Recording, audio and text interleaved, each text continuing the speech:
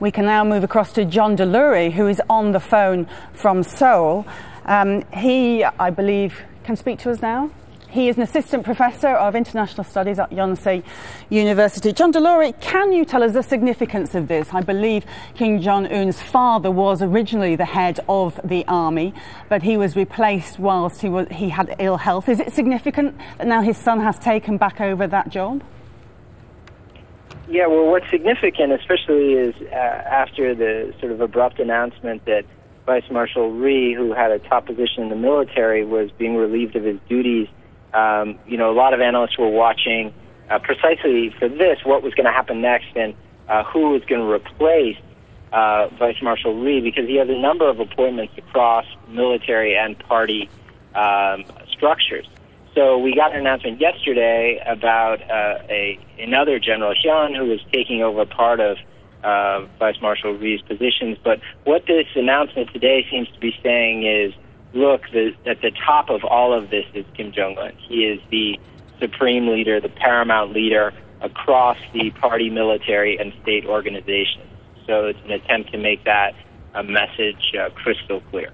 And is there some sort of power play going on between the party people and the military at the moment in North Korea?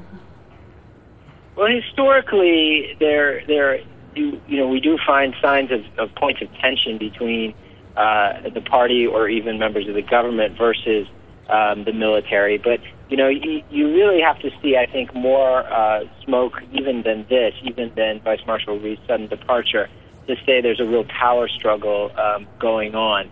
In the background lurking here is the question about, North Korea's next steps and to what extent, they've been talking a lot about economic development in the last 6 months and even actually in the last couple of years of Kim Jong-il's reign there. But in order to really push economic development, they are going to have to make some sacrifices in their security and maybe in certain ways their nuclear program, certainly if they want to really integrate economically with the region.